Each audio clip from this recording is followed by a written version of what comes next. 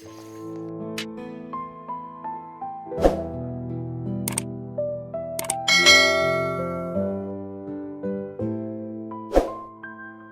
คพ่อแม่พี่น้องตอนนี้เบาฝนก็อยู่ให้อยู่สวนเนาะมื้อนี้เบาฝนบ่ได้ไปนำทีมงานเบาเจ็บเนาะเพราะว่าเบาเจ็บเพิ่นก็ได้ไปอัปเดตบ้านน้องฮานแต่เบาฝนก็ได้มาให้อ่าได้2-3 เดือนเบาฝนบ่ได้มาไอ้ต้นน้องเพิ่นมาผู้เดียวแต่ละมื้อมาเกี่ยวข้าวมาหูดข้าวมื้อนี้เบาฝนก็เลยได้ตัดสินใจมาซอยเนาะ ก็บ่แม่นว่ามาซอยเนาะมาเฮ็ดของตัวเองนี่แหละเวียกครอบครัวที่ว่ามื้อนี้บ่าวฝนก็บ่ได้เข้าไปบ้านหนองหานนำพี่น้องมีแต่ว่าแรงๆพุ่นแหละคันบ่ทันบ่าวฝนก็สิเข้าไปเอาก่อนอื่นหมดก็กราบทักทายสบายดีเด้อสวัสดีพ่อแม่พี่น้องเบิดสู่คู่สู่คนบ่ว่าอยู่ในแล้วก็ต่างประเทศเนาะที่เข้ามาเบิ่งสองของบ่าวฝนลาวใต้เนาะพี่น้องอ่าไปจะได้บ่าวฝนก็สิทายให้ FC แล้วก็ผู้ใหญ่ใจบุญ บ่อยู่ในลาวแล้วก็ไทยต่างประเทศที่ว่าบ่เคยเห็นวิธีการหูดข้าวของหมู่บ้านเบาฝนเนาะวิธีหูดข้าวนี่ก็จะเป็นแบบเป็นวิธีดั้งเดิมอ่าวิธีดั้งเดิมเนาะแต่ดึกดำบรรพ์เนี่ยรุ่นปู่ย่าพาเฮ็ดแล้วก็สืบทอดกันมาจนฮอดปัจจุบันแต่ว่าปัจจุบันนี่ก็ส่วนหลายก็บ่ได้หูดแล้วมีแต่เกี่ยวแต่ว่าเขาให้ เป็นหยังต้องหูดเพราะว่าเขาให้มันจะหล่นเนาะพี่น้องเวลาเขาเกี่ยวกกเขามันตีงมันสันมันจะหล่นเสียดายเขาก็เลยได้ตัดสินใจหูดเนาะพี่น้องเป็นจะได้วิธีหูดกับวิดีโอว่าฝนกับสิไปทายหรือว่าสิให้ไปทายให้พอให้แม่ให้อิฟซี่บดสุขูสุคนได้เบิ่งได้ชมน้ำกันเนาะวิธีหูดเป็นจะได้เป็นจะได้ก็ไปเบิ่งไปชมน้ำกันพี่น้องไปบ่ฝนก็หูดได้คู่หนึงเต็มคู่แล้วก็มาถอกอยู่นี่พอมันเต็มมันนักแล้วเขาก็สิหูดต่อนะพี่น้องเขาสุกเลยมันเกินว่าสุกแล้วมันสิล้นเลยยังกวางพูดเดี๋ยวบ่ฝนก็สิไปทายไปถามคนที่ว่าหูดเนาะเป็นอะไรนี่วิธีหูดมอนี่คือสิหูดบ่ไวก็เลยบ่อยากทายปานใดขาดมานี่เนาะพี่น้องใส่สุกมือหรือว่าทงมือบ่ใส่ก็ได้เพราะว่าเขามันบ่ได้มันอะไรบ่จักสิว่ามันออกง่ายนะเวลาเราหูดแต่ห่วงมันก็จะออกง่ายข้าวเจ้าบ่นี่ข้าวเหนียวบ่เจ้าข้าวเจ้าโอ้ข้าวเจ้าเนาะนี่บ่แม่นข้าวเหนียวมันสิบ่ล่นข้าวเหนียวบ่ล่นเนาะพี่น้องข้าวเจ้ามันจะล่นมันล่นง่ายข้าวเจ้าก็เลยได้ตัดสินใจหูดเนาะแต่ว่าน้องพุ่นก็มาผู้เดียวพุ่นว่าฝนหาก็มามื้อนี้แต่ว่าขี้ขาดแน่รู้สึกว่าบ่ฝนบอลนี้จะเป็นบอลที่ว่าบ่ฝนได้ทายวังก่อนๆนี่แหละแต่ว่าบ่ฝนได้ลงคลิปเก่านะพี่น้องตัวว่าปลูกซับกับกาแฟนี่กาแฟปลูกปนกันซับกันนี่แหละตามห้องตามอันนี้เป็นแถวกาแฟแต่ว่ามันกกเข้ามันปกเบิดแล้วพี่น้องจะบ่เห็นปานใดเดี๋ยวหูดเข้าแล้วก็สิเสียหญ้าเนาะเสียหญ้าจังเห็นกาแฟมา3 คนพี่น้องมื้อนี้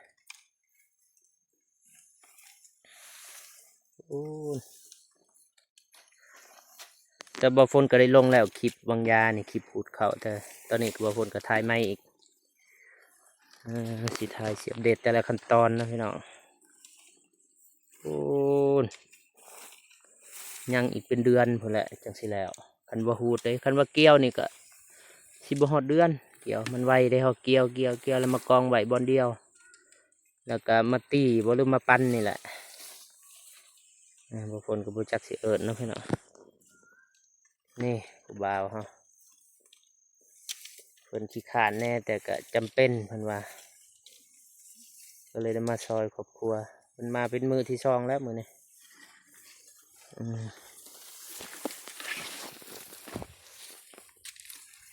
เฮียเบิดเลยทางนี้พุ่นตายแล้วเนี่ยเต็มกระเจาะเลย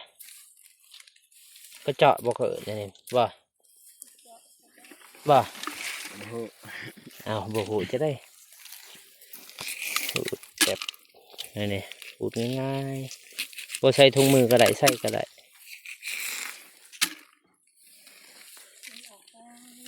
คลิปก่อนบ่ฝนก็ได้เอาลงแล้ววางยานี่ตอนเสาร์ตอนขี่รถมานี่แหละผู้นี้เป็นผู้ขับน้องเบาฝนเนาะซื้อแววฟาซิต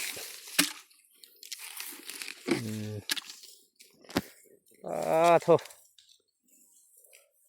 เนี่ยเป็นจะได้เดียวบ่ฝนกับสิทายเป็นช็อตเนาะเพราะบ่ฝนกับสิเฮ็ดเวียกแน่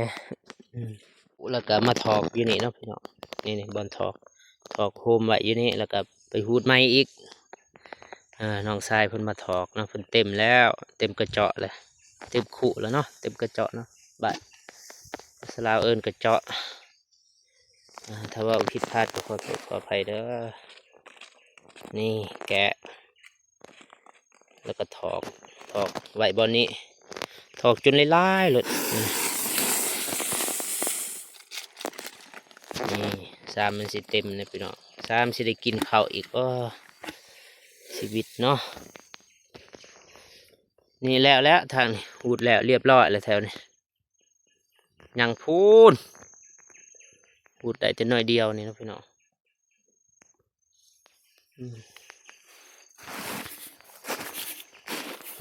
ถอกแล้วก็สิไปหูดต่ออีก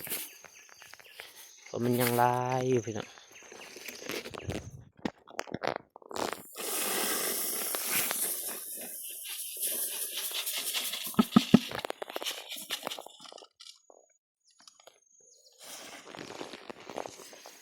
โทษพี่น้อง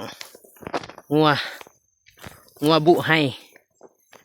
เดี๋ยวสิไล่ให้มันออกเนาะบุให้มากินเขาอยู่ใน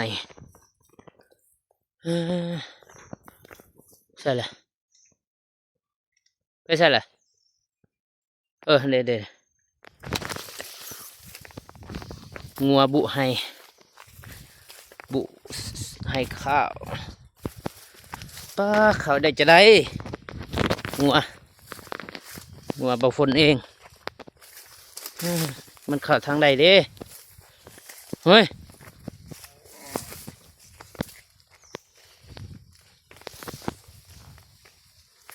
เห็ดไม่ไรแต่กันหรอกเฮ้ย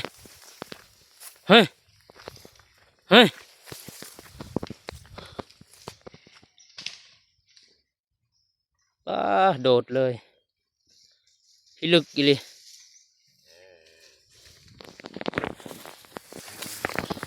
งัวโตสกัดความขี้ดื้อ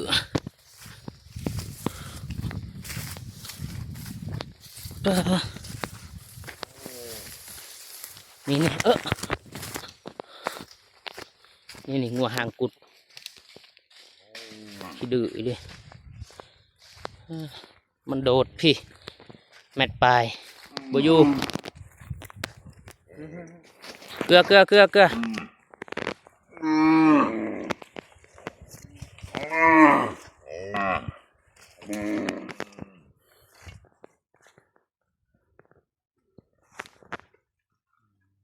ไล่เข้ามาในแล้วก็ขังเกลือ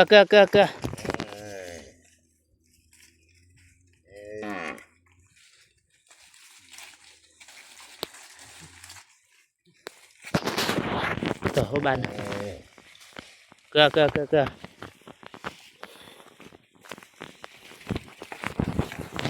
มานี่ยี่เอาเบาล่ะไม่เวียงเกลือเฮ้ย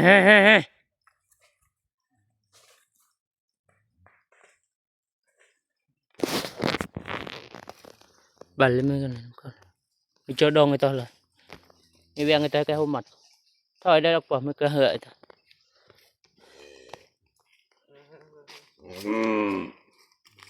เกลือเ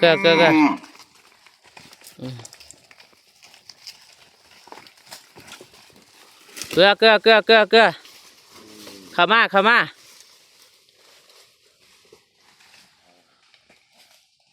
ป้าโดดหัวสำนีบอยู่เนาะนำมักจับ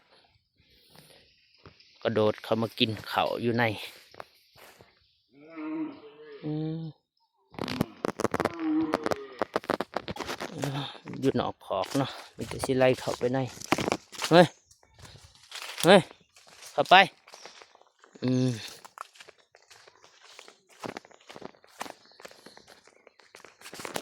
อัดประตูบัดนี้ออกไป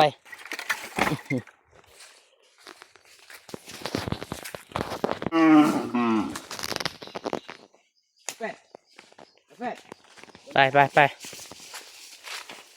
กินเกลือ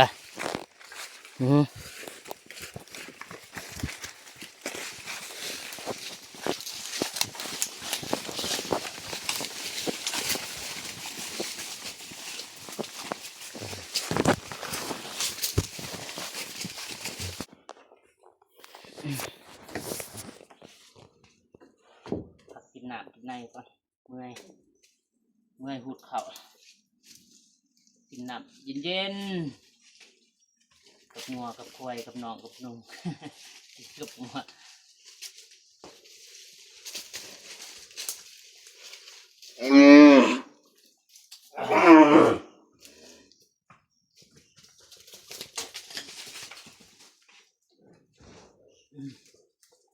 กินนะนาวแขวเย็นแขวเนาะเอามาจะกินอีกบันเนี่ยสิทายวิธีกินน้ำของบาวเวอร์ประสิทธิ์เป็นอะไรแบบว่าปีนข้างไปทางพุ่นได้เพิ่นไปพี่น้องไปเกี่ยวเขาหรือว่าไปหูดเขาต่ออีกตอนนี้ก็จักโมงละสิเต็มขู่แล้ว ผ่านไป2-3 ชั่วโมงแดดเนาะมื้อนี้ฝนบ่ตกแดดเห็นแดดอ่อนๆถือว่าอากาศดีหลายมื้อนี้ฝนบ่ตก มื้อวานมื้อซืนฝนยังตกอยู่พายุเข้าภาคใต้ของสปป.ลาวอยู่ในบ่เห็นแล้วกกาแฟตายแล้วอยู่บนบ่เห็นกกมันนี่กาแฟที่ว่าเบาฝนได้ทายสุดก่อนเอาลงมือวานมือซืนแต่ว่าก็เป็นคลิปเก่าเนาะที่ว่าเบาฝนได้มาทายแต่เดือนก่อนแต่เขาบ่ทันได้สุกนี่กาแฟเป็นแถวโอนประมาณ2,000 กกนี่แหละกาแฟอยู่นี่กาแฟที่ปลูกใหม่เต็มแล้วพี่น้อง หูดนี่แหละวิธีหูดนี่บริยาก หรือว่าสิหูดขึ้นในนี่ก็ได้เขาสุกแล้วมันหูดง่ายหลายๆคนก็คือสิบุเคยเห็นเนาะวิธีหูดเขาแต่ว่าเผากระตูมีไฟบุหูเนาะมีไฟบุเคยเห็ดมีไฟบุเคยผ่านจุดนี่เผากระตูเฮา พระบฝนก็นับถือศาสนาพุทธศาสนาพีเผากระตู เผากระตูศาสนาพีโอ้เรืองทองอารามวางเขาเนาะงามปลูกแบบธรรมศาสตร์บริใส่ปุ๋ย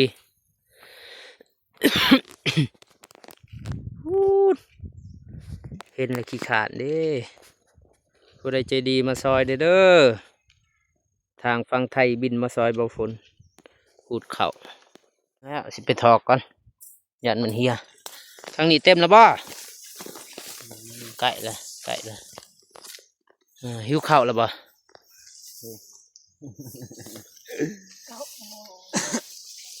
ก็โทษหิวข้าวละทางนี่บ่มีของกินแล้วมื้อนี้จำแจวเอา พูนเขาให้โมเมนต์เขาหน้าเด้อพี่น้องเขาให้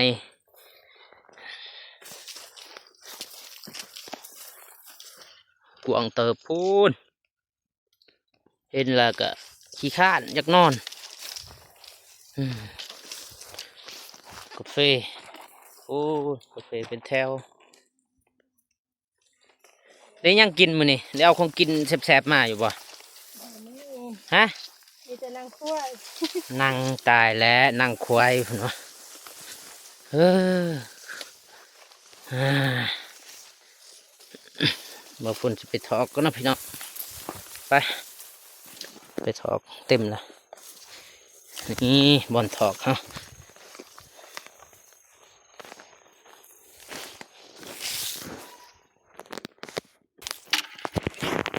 โอ้ผักก่อนเขาห่มก่อนฮอนอ่ะผักกินน้ำกินในจัก5 ชั่วโมงประมาณ5 นาทีเดี๋ยว5 ชั่วโมงผักก็ไปเห็ดเวียกผักลายกว่าอีกฮอนไปหาเก็บหมักสมเนาะพี่น้องมึงเอิญย่างไปย่างมาแล้วก็มาเพาะอ้ายเพิ่นเห็นกกแล้วว่าเรา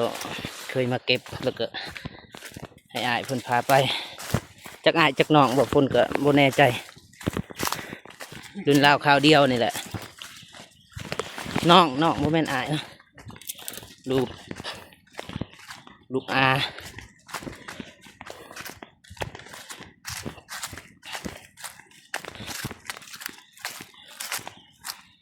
มาหาเก็บหมักสมนี่บ่มาเก็บ ลองซิมก่อนหวานบ่หรือสมว้าโถหล่นเบิดเลยเนาะอ่ะ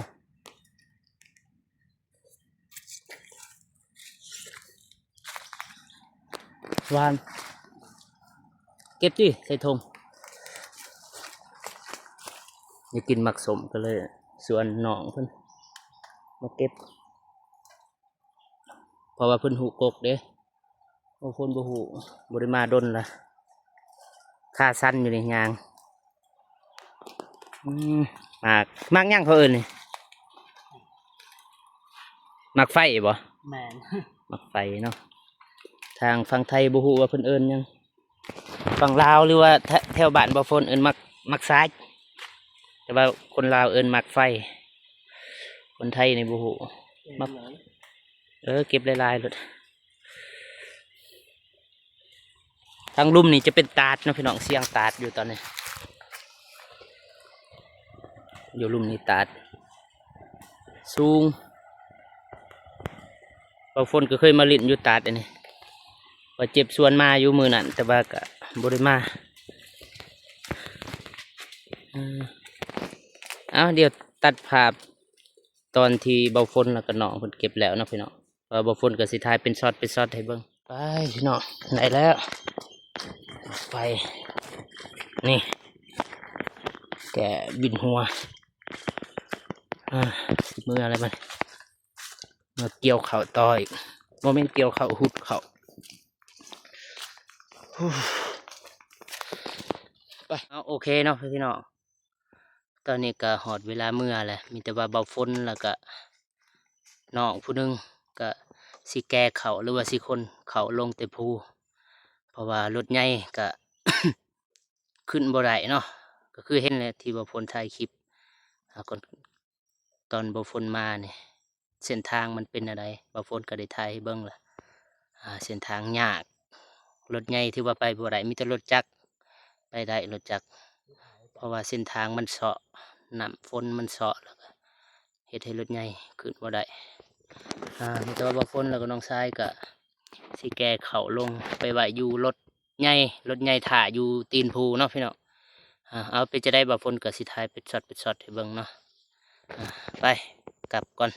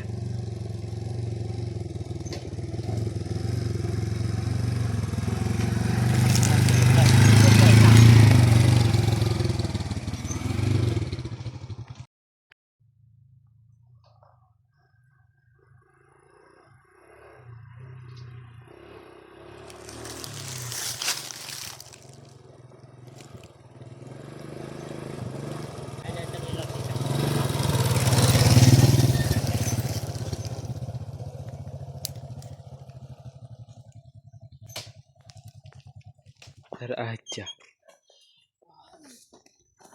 เกือบขาดปากแขะปากจระเข้นี่งับปานนั้นไอซีว่า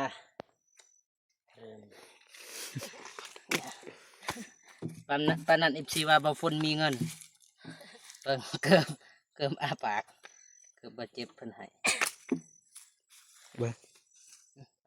โอเคตอนนี้ก็หอดรถตอกเนาะหรือว่ารถวิโก้คอยาวเป็นที่เรียบร้อยแหละบ่ฝนกับน้อง2 คนเนาะจากคันเดียวเที่ยวละสอบจาก1 2 3 4 5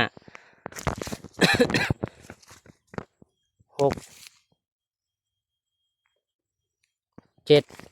8 9 10 11สอบเนาะพี่น้อง11สอบเนาะตอนนี้ก็คนลงแต่ผู้เรียบร้อยแล้วก็มีแต่ว่าบ่ฝนก็สิขับรถตอกนี่แหละเมื่อแล้วก็ให้น้องเพิ่นขับรถจักรเมื่อเนาะพี่น้องอีหลากอีเรือเนาะพี่น้องสิได้ข้าวกินแต่ละมื้ออีหลากอีเรือเนาะพี่น้องสิได้ข้าวกินแต่ละมื้อแต่ละมื้อแต่ละเช้าก็คือเห็นนี่แหละความยากความลำบากชีวิตเขตชนบทหรือว่าเขตบ้านเบาฝนก็บ่แม่นแต่เบาฝนหรอกแนวนี้เบิดเนาะ แต่ว่าคนอื่นอาจสิยากกว่าก็ว่าได้แหละคนอื่นอาจสิสบายกว่าก็มีเนาะพี่น้องก็บ่เป็นหยังบ่ว่าหยังกันเนาะพี่น้องตอนนี้ก็เรียบร้อย11สอบมีแต่ว่าเบาฝนก็สิเดินทางกลับก่อนเนาะพี่น้อง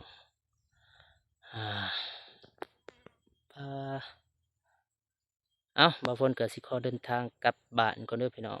พอกันคลิปหน้าสำหรับคลิปนี้บ่าวฝนขอกล่าวคำว่าสบายดีเด้อบ๊ายบาย